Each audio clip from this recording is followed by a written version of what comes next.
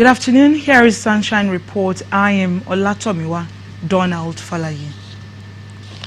Governor Olorunrotimi Akeredolu has urged media professionals to work towards stability and perseverance of society and set agenda that will help the government effectively perform its responsibilities to the people. The governor threw the challenge at the dinner and awards night that crowned the 20th anniversary celebrations of Radio Nigeria Positive Akure. Osrc's Richard Ilesom reports that the governor commended the station for upholding the tradition of quality broadcasting and reaching out to the grassroots in line with its core mandate.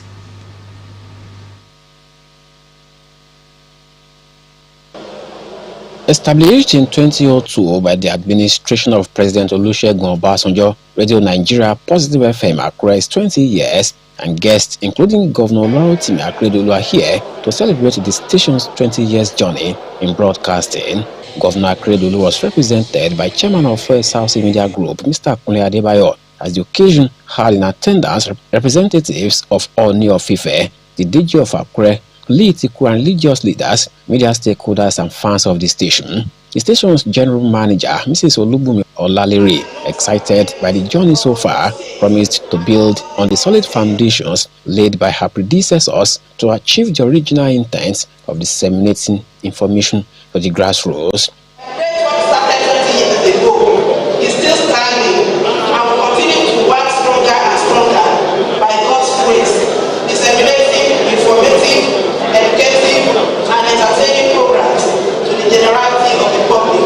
The Director General, Federal Radio Corporation of Nigeria, who spoke through the Zonal Director, Ibadan, Mrs. Bolatito Joseph, said Radio Nigeria will continue to uplift the people and unite the nation.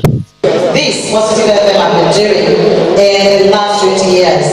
I am glad to note that the station, with its crop of talented, seasoned and dedicated journalists and broadcasters, has continued to set the pace for others. Please continue to listen to us. Continue to patronize this station. In his remark, Governor Akeredolu hailed Positive FM for projecting its government's activities and for upholding the culture of professionalism. On behalf of the governor of the state,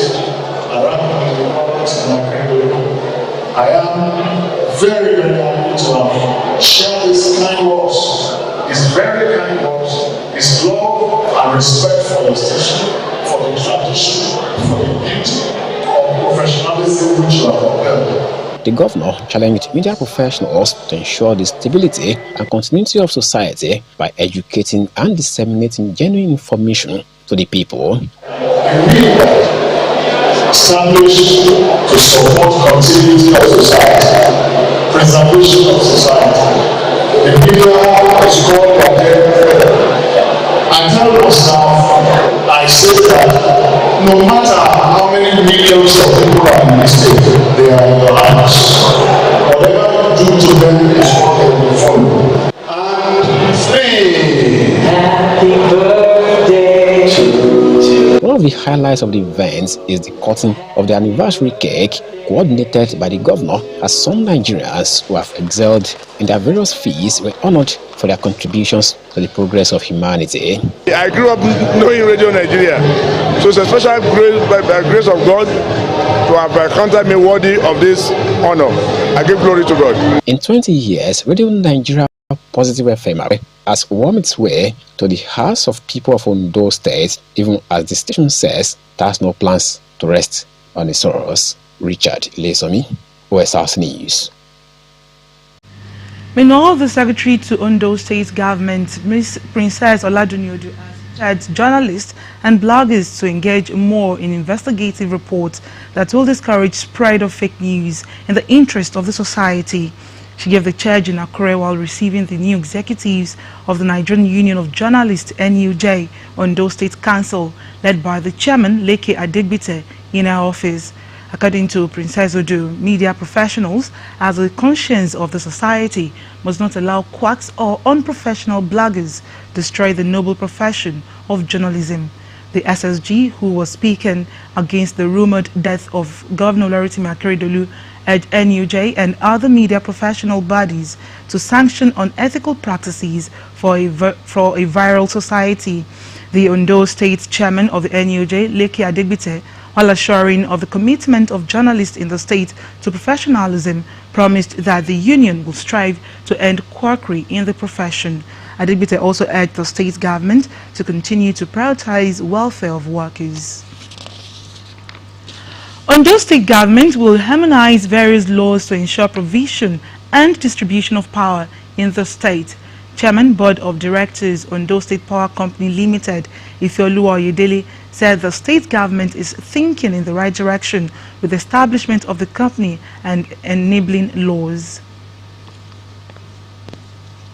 You know, now you can see that the Ondo State government is better foresighted than many of the other states. I think Lagos is also a bit ahead of us. Now you can see that the National Assembly is inserting in the Constitution the powers of the state governments to do this. So we're just beginning, and we're going to we're looking at the laws that were existing before the Ondo State Power Company came into existence. We are going to look at the Constitution as it is now and try and marry everything together and ensure that we set up a company that will stand the test of time. That's what we're going to do. We're still very new. We're still looking here and there and seeing what we can do. But I'm very optimistic that the Ondo State government is far ahead of so many of the states by establishing the Ondo State Power Company, by at least putting something on paper. It is our duty to look at the laws that have existed so that, you know, remember we had the Ondo State Electricity Board. We now have the Ondo State Power Company Limited. We have the Constitution now. So we are going to put all of these laws and harmonize them and revise the laws. Laws are made for man and not man for dog. So every law, I mean, even if you make a constitution today, in 6 months' time, you can change that constitution when you discover that it is not serving the needs of the people. And that is the whole essence of making these laws, to ensure that it serves the needs of the people. You look at what is happening and you tweak it to meet the current situation. Ondo State Power Company Limited.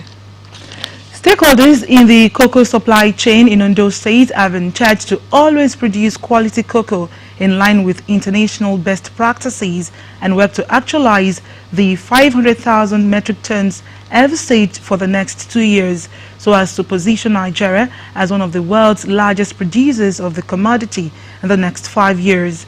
The National President, Cocoa Farmers Association of Nigeria, Adeolu Adegoke, threw the challenge at the flag of free distribution of handbooks on good agricultural practices to stakeholder cocoa farmers in Ondo State. Osrc's Joy Pius reports that about 15,000 copies are to be distributed to cocoa farmers in the state.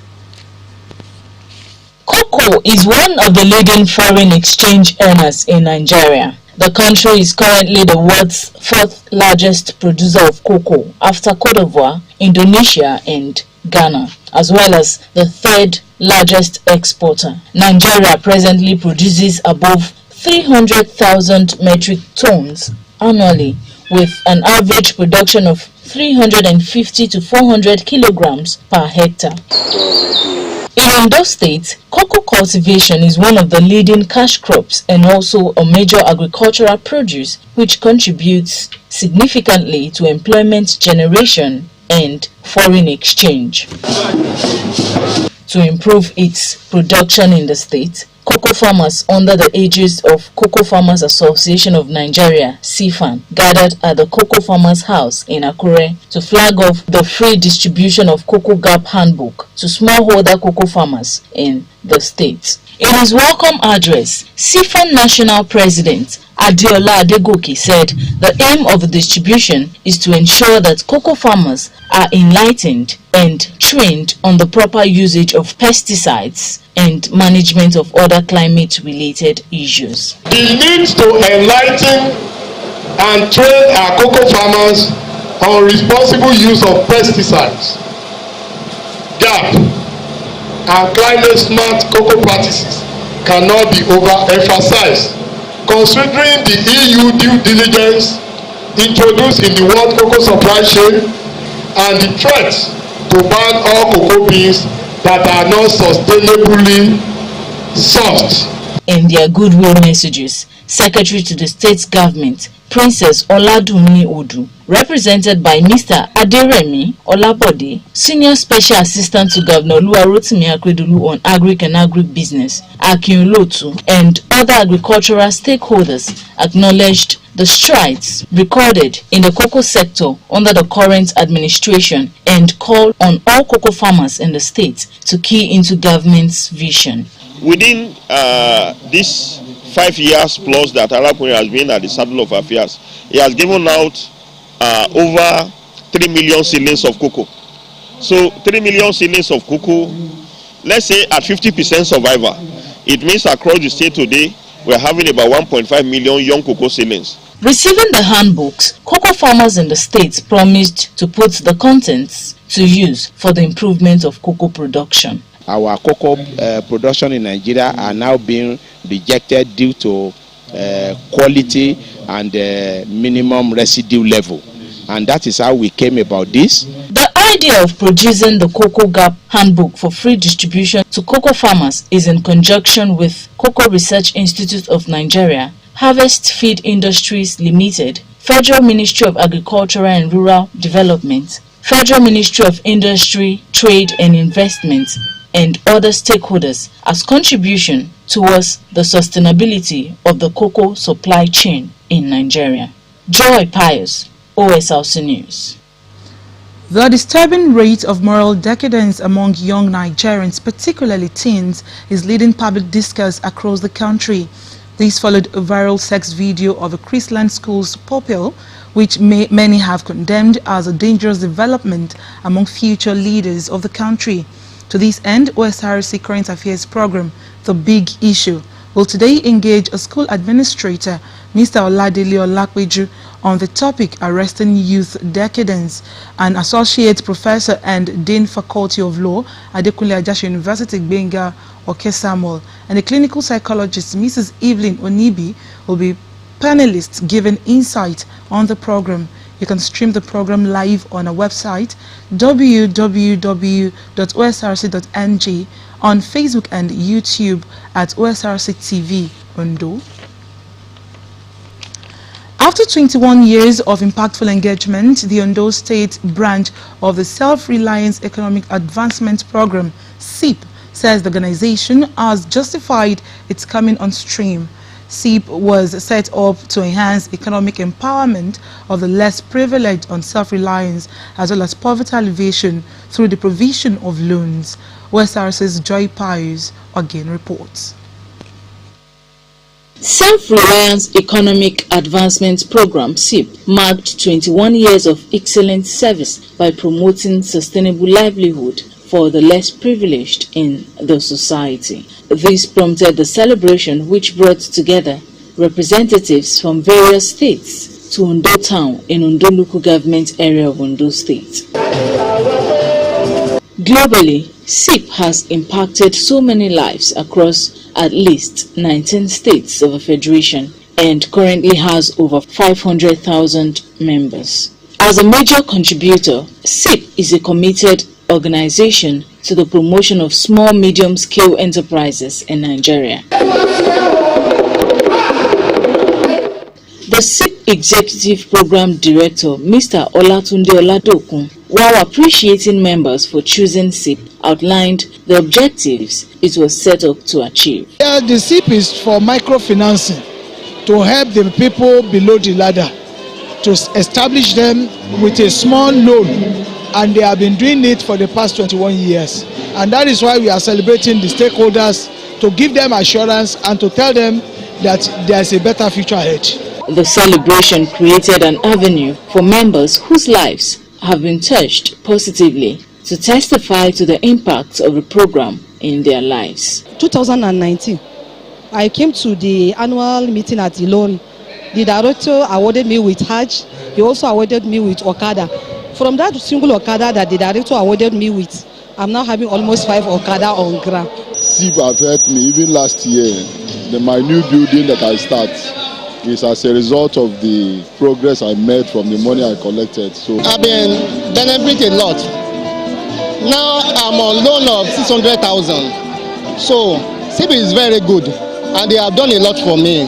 Members who performed well in Ondo branch were also awarded in recognition of their service over the years. Joy Pius, Osrc News.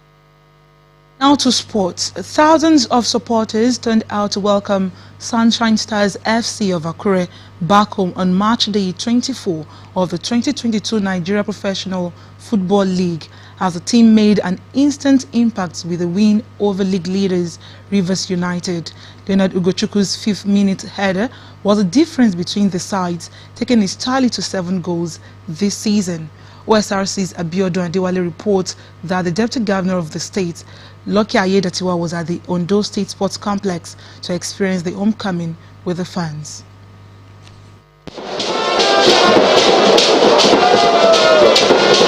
For 258 days, the teaming supporters of Sunshine Stars Football Club of Akure have been starved of NPFL actions at their backyard. On March Day 24 of the current season, the darling team returns to Akure against league leaders Rivers United, the same team they beat the last time they played here on August 5, 2021. The gates were thrown open for the homecoming, and despite being a midweek fixture, the fans turned out. It has been a difficult period, coupled with the fact that the team is playing very well compared to what we witnessed earlier last season. I feel like I just have come out from my malaria for a long time. So I thank God that I'm back to the Akure Stadium. As they fired out from the dugout, most of them for the first time since joining the club, Sunshine Stars players knew how heavy the task ahead was, and they took it as a matter of urgency in front of the Deputy Governor Lucky Ayedatiwa, the Commissioner for Youth Development and Sports Bamidele Ologun, among other important personalities. 5 minutes into the game, Leonard Ugochukwu headed Sunshine Stars in front for his 7th goal of the season, giving the fans a taste of what they have been missing.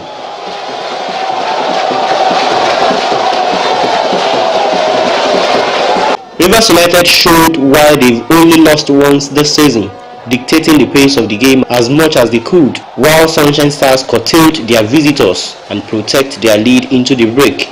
While Rivers United continued to threaten, Sunshine Stars had the better chances to put the game to bed, but Ugochukwu, Abib Yakub, Ejike Uzoechi and Aziz Ajagbe saw their opportunities go begging. The first half goal was all that mattered in the end. Sunshine Stars marked their return to Akure with a win that put an end to the 12-game unbeaten run of Rivers United. Now we have forget about this game. We are about tomorrow. The boy they show good character. Appreciate what they did because their character was very good in the pitch of playing. We missed a lot of foreign chances. So that was our day today. It's always the case with game football. They all come out for us to play us, and I give it to them. They are a good side too.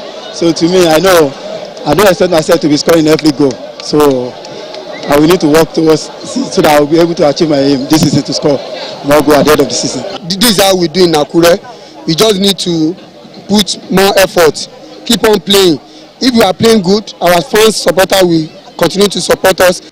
With the result, Sunshine Stars are 4 points away from the top 3 and will look to carry on the momentum when they face Kano Pillars in Abuja on March Day 25. Abiodun Adewale, Osrc News. Meanwhile, Deputy Governor of Ondo State and Chairman Management Committee of Ondo State Football Agency, Lucky Ayedatiwa, has tasked football stakeholders to bring the best out of Sunshine Stars Football Club with their support as the team returned to Akure. With the season well into the half stage, halfway stage, Sunshine Stars have made the long-awaited return to Ondo State Sports Complex, Akure, for the remainder of the season. Osrc's Abiodun Adewale again reports that members of Ondo State Sports Writers Association are the latest group Ayedatiwa has met in a bid to reposition the club.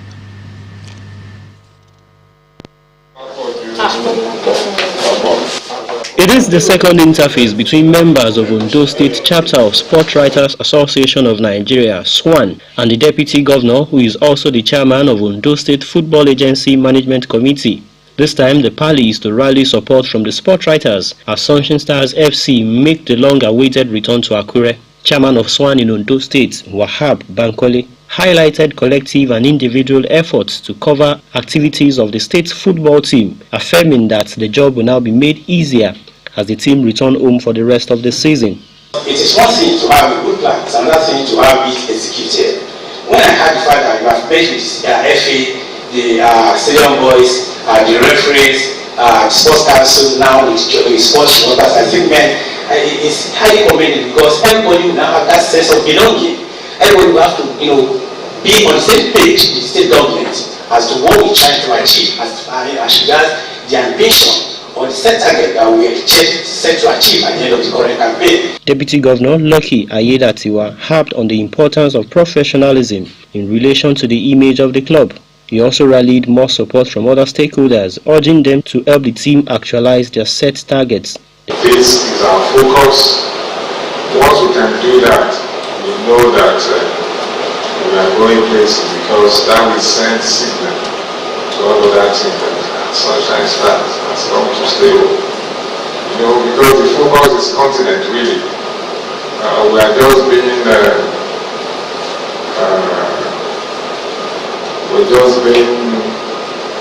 we don't want to talk too high of ourselves. I say we want to remain among the first three. Anything can happen because we still have a lot of matches to play. So now that we're coming back with the right support from all the stakeholders, join us in prayer, help us in prayer. And your support is critical, it's very important, so that we can continue to succeed in this journey.